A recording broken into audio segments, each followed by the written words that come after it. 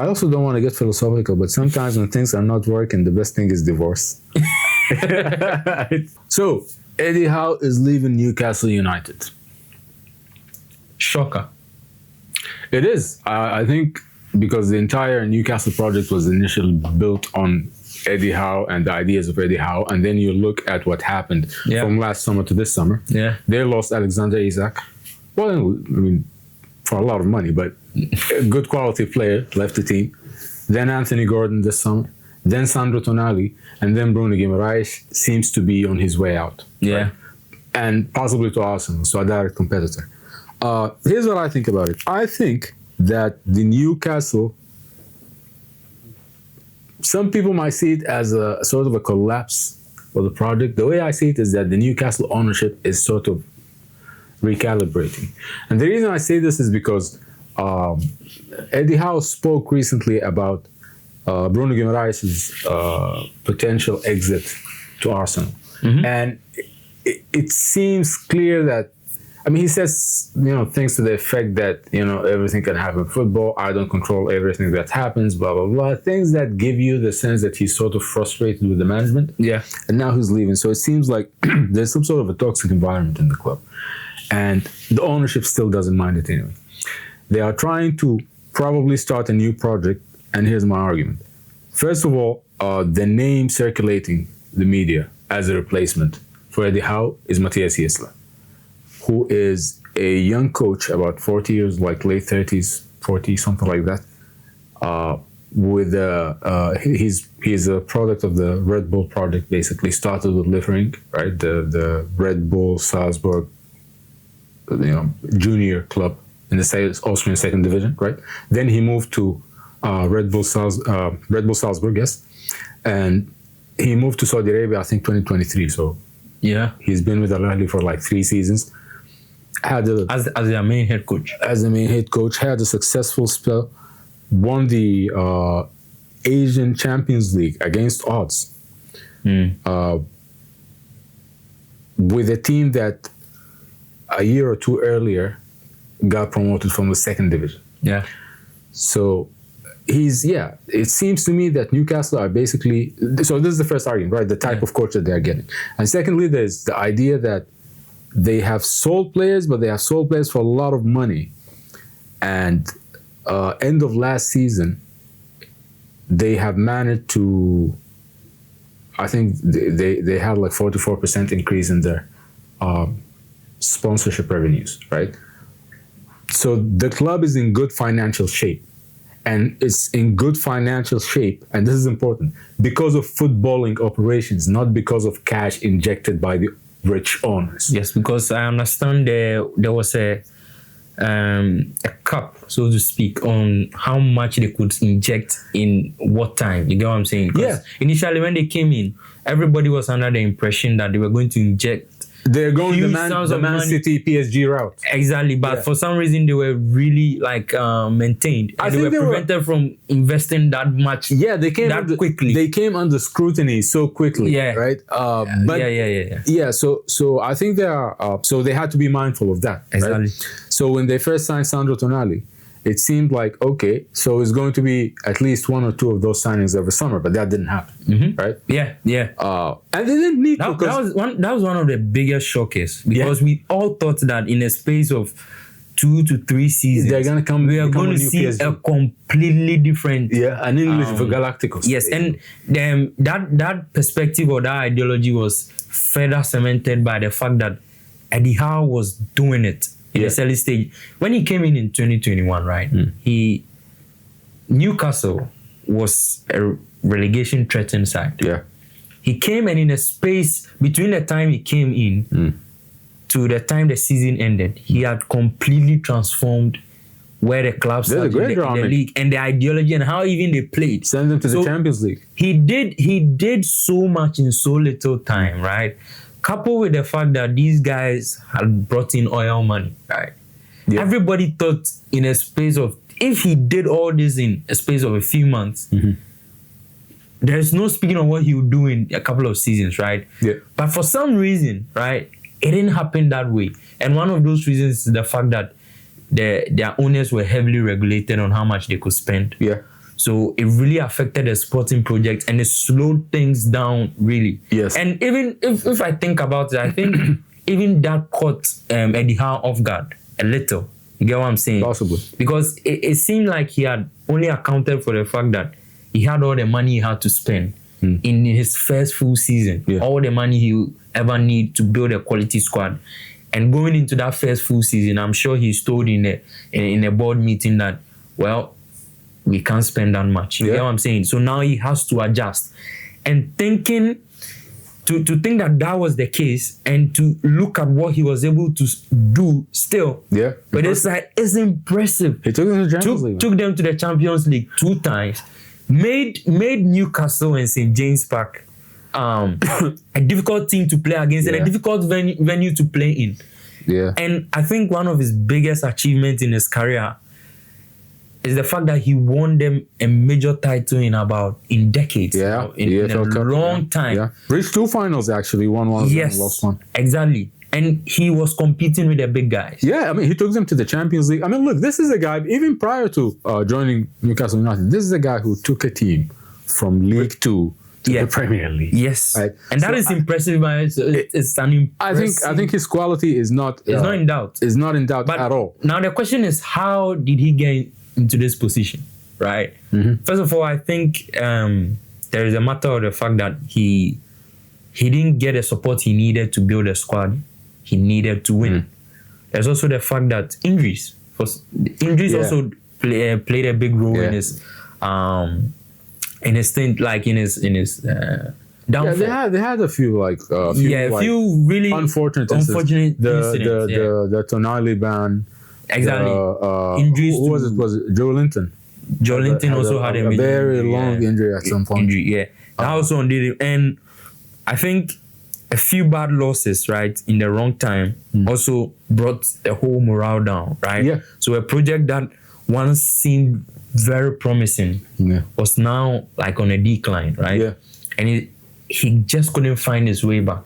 But I think regardless of what happened in his last few years at Newcastle, his legacy there is still not in doubt. He still had an amazing stint in the club. But I think it's now time to look forward. Yeah, I think the management is readjusting to that. I think just as we were saying off camera, I think that they are realizing now that the Man City route, as I call it, is blocked. So they decided to go the Borussia Dortmund route, if you like. Yeah. I think they will. We're still not seeing it yet because they haven't signed the new coach. They probably want to sign the new coach first to be in charge of the transfers. Yeah. But I think that the Newcastle incoming player market is going to intensify in August. You think that and I think it's going to be it's going to happen with a focus on good quality young players. Yeah, they're going to use all that cash for that. I think Bruno Guimaraes will probably leave as well. So they're going to have a lot of... That would be a big blow. But at the same time, it can be good news because it now becomes like a clean slate for the new coach. I think everything from scratch. I think that's what they're trying to do. I think that's what the management is trying to do. But if you ask me, right, realistically, I think that would be a very difficult thing to do. To build a new Newcastle team from scratch, right? Because people have come to know and love Eddie Howe's side for what they were. Yeah, I should say so now it becomes the expectation has increased.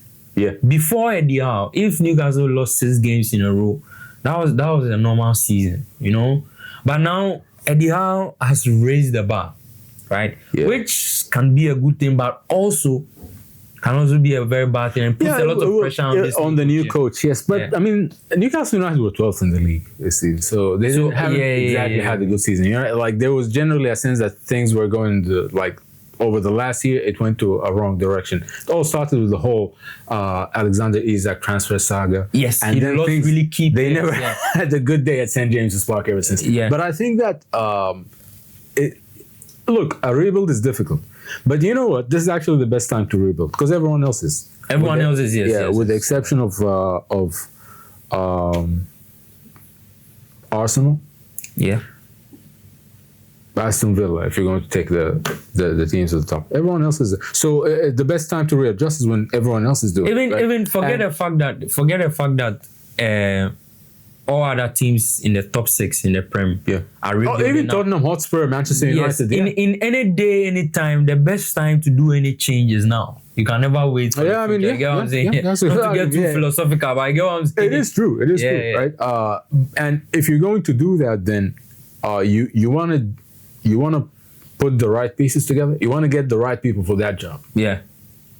And one of the best people for that job, at least on paper, is Matthias Jaissle. Yeah. Right. So, and if they don't get him, they're going to get that sort of a coach. But I have a feeling he's going to sign.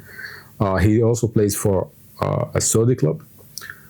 So you got he coaches, not play. Yeah. He coaches a Saudi club, right? So that is also under. It's basically common ownership, right? So, but they got this. I think it's pretty much now the question is, right? For me, I'm still trying to figure out if it was a good decision to get Eddie Howe, to show Eddie Howe the door in the first place. That's the thing. See, we don't know exactly what happened, right? Because it was a very sudden news. Yeah, I don't think it was very sudden. Yeah, no, I think he resigned. I didn't think he was fired. I think he resigned. Yeah, but that is what I'm saying. I think it's going to hurt them much more than it's going to do them good. It depends. If you're talking a long-term project, then they might be just fine. Yes, but if they're trying to achieve something big this season, in the next couple of seasons. I mean, come on. I mean, losing your 4 best players, 3 already gone, and then the 4th is on the way in the span of 12 months. No, I don't think. While you're already 12th in the league. Yeah. No, I don't see them winning the Premier League next season. Let's be realistic, right? Yeah, of course. So I think we need to be a bit realistic. But that's the thing. That's what I'm saying. The kind of coach that they got is a kind of coach who builds for the long term. Yeah. So it will be interesting to watch Newcastle United. You think this is a good signing, all in all things being considered? I also don't want to get philosophical, but sometimes when things are not working, the best thing is divorce. You know what I mean? It seems like the environment is just getting electrified, so you need to just switch things up a bit. The project hasn't worked. So but I mean, better take the initiative at starting a new project. Yeah, Eddie Howe is a good coach who is available. Excellent coach. Who is available. So I think any serious club in the Premier League or in any of the top 5 leagues in Europe would really like. Yeah, but everyone has already signed a new coach. I mean, we're in late July now. At the time of recording.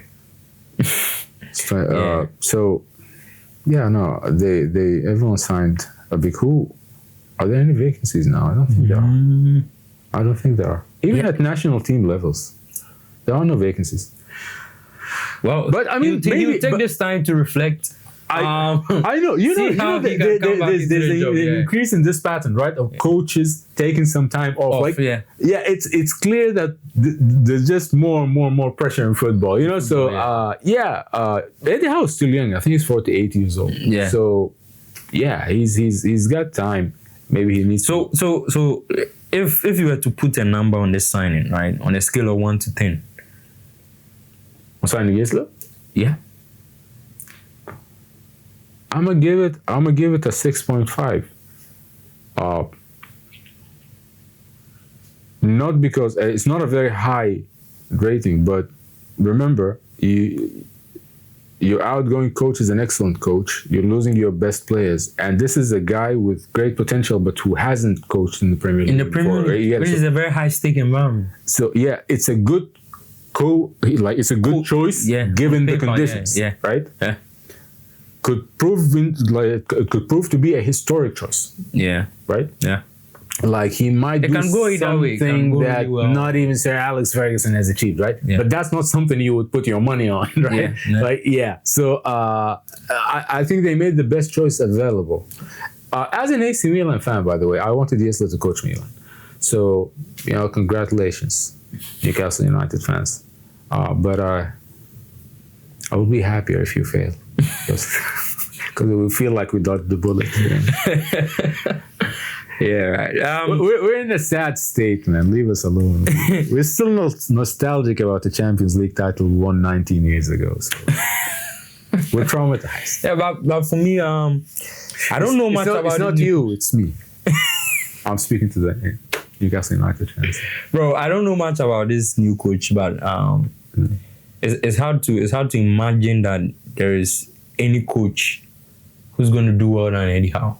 You know what I'm saying? It's like I'm not a Newcastle fan. So when I say we, it's not like I identify with the club. I'm just saying as a football fan in general, right? We become so used to the high intensity, beautiful, like end-to-end game from Eddie Howe. It's like hard to imagine Newcastle without Eddie Howe because he literally made Newcastle. The Newcastle we know now. Yeah. I hope it's not. Everything comes to an end, man. Yeah, I hope it's not too costly for Newcastle. But yeah, I mean, from the way you've spoken about the guy, I think he's a good choice. He's got a good track record. Yes. So let's see if he's able to translate those successes to his time at Newcastle. But yeah. So tell us what you think. How do you rate this signing? Yeah, for me, I think I also linger around the same area as 6.5 because on paper he's good, right? He's good. He has a good track record. I mean, Barca signed Xavi Hernandez from outside. So I think it makes sense at the time given the conditions. Exactly. So it's like, how bad can he really do? And also there's the fact that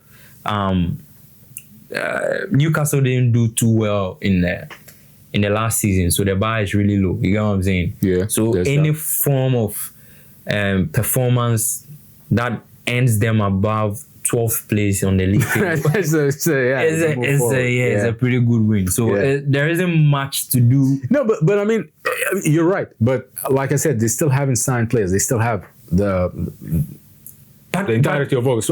Because here's why. Let me give you a perspective. I think that had an even worse season was Tottenham Hotspur.